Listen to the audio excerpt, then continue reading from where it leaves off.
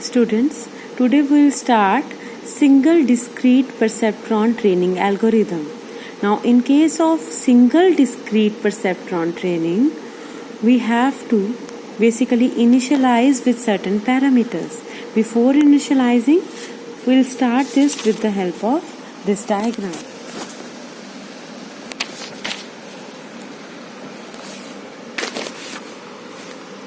Now we are having x1 to xn inputs and one more input taken as xn plus 1 as 1. This is known as y set of inputs and this is known as augmented input.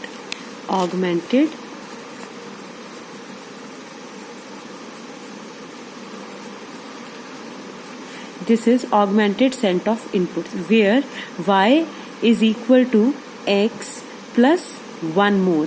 That means if we have taken here x1 to xn, then it is xn plus 1 which is equal to 1. Now instead of having w1 to wn, we are having one more weight, that is wn plus 1. Now we are having here discrete perceptron training algorithm. So instead of continuous, we take here threshold logic unit. We will take here threshold logic unit, which represents discrete logic unit.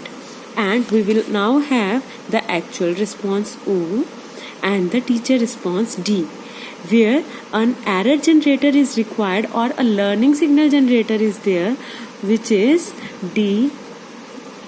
Basically it is D minus O. Now if we take a square error minimization, this error will become half of D minus O square.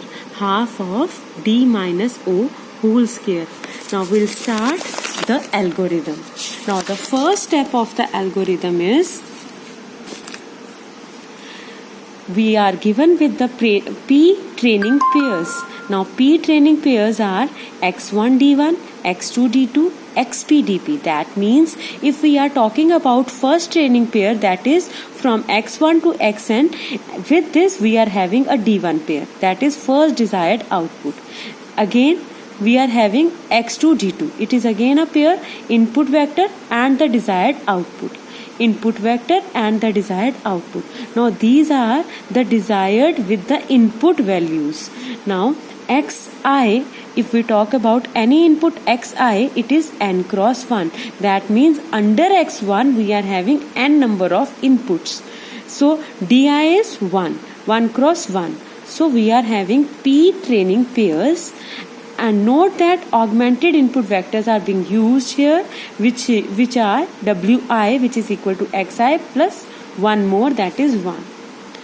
Now in the following, k denotes the training step and p, small p, denotes the step counter within the training cycle. So we are having P, capital P, total number of training pairs, and under these training pairs we are having k number of training steps and with a step counter small p. Now if we choose C greater than 0, then weights are initialized at some random values to start with. Now from wi to wn plus 1, they are having some values that are nearly greater than 0. Now w is n plus 1 cross 1, not n cross 1. It is n plus 1 cross 1 because we have taken here augmented input. Now counters and errors are now initialized. K1, P1 and error let it be 0. Now the training cycle now begins. Now what happens in the training cycle? The input goes from 1 to P and the desired value, that is the desired output, goes from 1 to P. So Y is YP and D is DP, such that our actual output is the function of signum function. We have taken here discrete, so it is a threshold logic function, so it is a signum function of net, and net can be written as WY, that is weighted input, W transpose Y. Now this is important step, step number 3, and in this step we will calculate the actual response of each and every neuron. Now what happens next? Now weights are updated next. Now how weights are updated? Weights are updated if we are taken this next iteration, it would be the first weights plus half of C R x. R is D minus O here. Okay? Now 1/2 D minus O is the learning signal here. C is the constant, Y is the input. So C R x 1/2 C D minus O Y.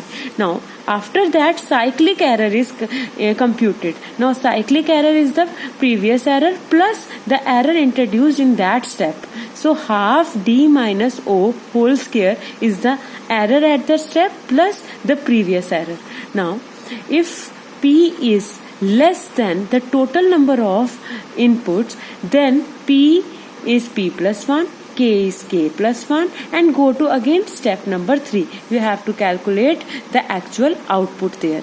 Now from step number 3 to step number 6 we have to follow the same. Otherwise we have to go to the step number 7. This training cycle is completed. Now for E is equal to 0 we have to terminate the training session. That means our neural network has been fully trained. Otherwise if E is greater than 0 we again have to put E0 and we have to initialize our counter to 1 and enter the new training cycle by going to the step 3.